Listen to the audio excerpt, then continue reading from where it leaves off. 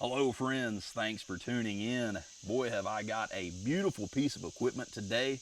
This is the Henry Big Boy, case color hardened. This is the 44 mag, 20 inch with the hexagonal barrel. This thing is absolutely beautiful. This case colored hardened finish is gorgeous. A buddy of mine, David, brought this over to my little project house in town, and he said, here, spend a couple of weeks with it and enjoy it. And daggum right I have. I really like it. Now, of course, he's put the RPP, the Ranger Point Precision cloverleaf rear sight on this thing, and it's a very neat peep sight. I really like how it works just over the regular round peep sight. The cloverleaf gives you a really neat way of lining everything up. Well, of course, I'm going to show you this rifle. We're going to shoot it, and we're going to have a good time. For you guys that are short on patience, go ahead and skip ahead to here. I have got a funny story for the rest of you that want to hear it. Now, yesterday I went up on the river to relax, and of course I wanted to get some B-roll. B-roll is this, where you roll in another clip so that people don't get bored with what you're doing. So you roll into B-roll, you can show off your rifle, show off pieces of it in a pretty scenery, and it just adds a little extra to your video. Well, what I wound up doing was I laid this one's smaller brother, the brass receiver 357. I found this perfect stump out by the river. Nice flat top stump. The water was flowing nicely, and I said, man, that'll be perfect for some B-roll. So I grabbed that rifle up, I took it out, set it down. I got a couple pictures with my cell phone for Instagram. This one and this one. Well, about that time, I got stung right there on my ring finger. Man, those things come out on me. Murder hornets, waspers, whatever they were. I didn't get a good look at them. They come out on me, and they were flying all over the place, and the first thing I did was just take off. I didn't want to get hit again. So, anyway, I get back to the truck, and I said, well, dang, I left a rifle laying out there on that stump. So, anyway, if you follow me on Instagram, I'll have a link below. If you follow me on Instagram, you can see the video. But yeah, there's just this beautiful little 357 rifle laying out there being guarded by whatever had set up the nest around that stump. So I had to run back up, grab it, and get on out of Dodge. But it's a good thing that I didn't already have my camera and tripod out there. That would have been one more additional thing to run with. But yeah, so here we are, we're back, and I don't think there are any waspers around here, so we're good. So now let's head over to the tailgate and check this thing out. Well, I said tailgate, but we'll change that up and we'll put this in the bog. Well, that checkering on that American walnut is very nice. Of course, there is that case colored hardening. Beautiful. Let's give you a closer look of that rear sight. That is that cloverleaf rear sight.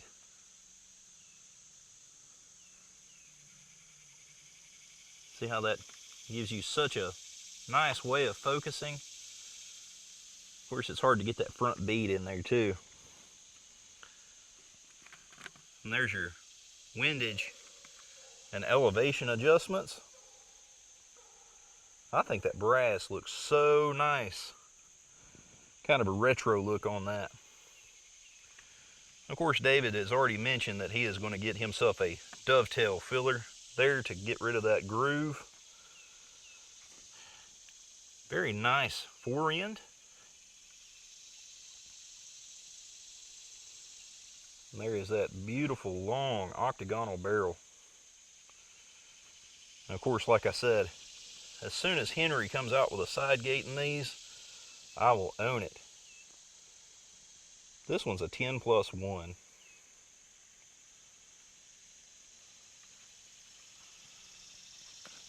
The action on it's pretty slick out of the box. Of course, David's wrapped his lever with a little bit of leather. Beautiful, beautiful rifle. So through the magic of editing, we have jumped forward. I have loaded 10 rounds in this thing. I didn't have time to load any of my own ammo, so this is MagTech 240 grain. I've already put this thing on paper. I went to the local shooting range, I sat at the bench, and my worst group was 2.5 inches at 50 yards. Several of them were clover leafed. I really like that. So now I've got a piece of steel set up. I don't know if this new microphone will show that steel sound, but here's to hoping it does.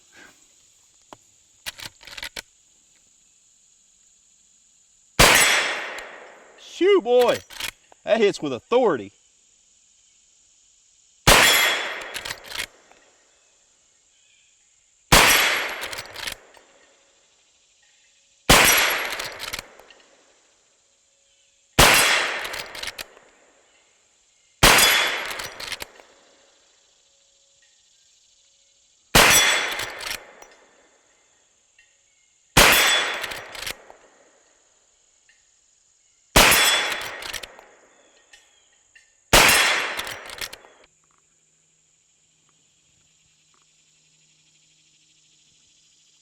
Dadgum right, I like that. Now that barrel actually does get just a little bit warm. Those are some pretty decent rounds. But of course, 50 yards is nothing. Let's back up and try it with a little bit more distance. All right, so we backed up to 75 yards. Using this rod here is a little different than what I'm used to, because I've got the X model 4570. Now, of course, I don't even fool with the rod. I just load everything through that side gate. So we got 5 more rounds of this MagTech, which that MagTech, when I picked up my brass, of course I'm a reloader, so I pick up my brass, that stuff was so clean on the inside. It must be some really clean burning powder, because I'll size and deprime those and put them in the tumbler for next to no time. The brass is that clean. So let's see how many out of these 5 I can land on at 75.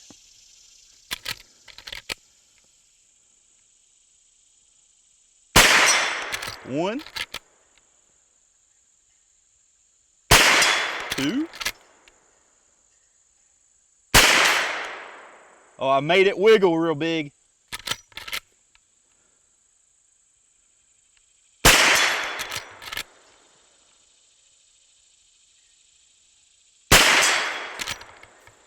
Dude, I really like this. I think I want to do some longer range stuff with this. Get me a nice table, something stable. Let's see how far we can push this. I really like it. The recoil is very manageable. The action is nice and smooth. As far as I know, Devin hasn't been inside of it. Let me take these ears off. Those ears have got me yelling because the batteries are dead. But yeah, very manageable, slick action. The trigger's all right. I'm liking this. This American walnut is really nice. That checkering is very positive. Just a beautiful piece of equipment. I think I'm gonna have to try to trade David out of this. I'm digging it. He's got him a nice little padded sling on there with a thumb hole. That thumb hole, if you haven't had one with a thumb hole, that is just magic for walking. I'm digging it. That front brass bead shows up really nicely. Of course, this is the factory brass bead, and then this is the Ranger Point Precision clover leaf. I'm loving it. Well, I hope you've enjoyed the video as much as I have making it. I really like this little Henry, and David, if you see fit, leave it with me for another week or 2. Otherwise, we'll give it back and I'll probably shed a tear. But yeah, I had it for just a little too long. I actually went to Grinnell, Iowa. I'm freshly back from Brownells. Went up there and saw the facility, and those guys are awesome. Went and saw their film studio, the ARFCOM film crew. That's who I went with. Went with the Brownells film crew and just had a blast. We saw the studio, we saw the facility, and of course we saw this massive run on supplies. Getting to see the warehouse, you get to see how badly depleted all of the firearm stuff is, which is a good thing for the industry. It's just kind of rough for the rest of us. But yeah, we were walking through the warehouse and they're like, hey, you know, here's where $1 million worth of optics used to sit, and hey, here's where $1 million worth of ammo used to sit. And all it is, the bays were just empty. You know, we went into the gunpowder room, and it's like, yeah, there's gunpowder here, but all the popular gunpowders were gone. So yeah, everybody's just buying everything up right now. And like I said, I got to see that firsthand. Those guys were great hosts. We had a ton of fun.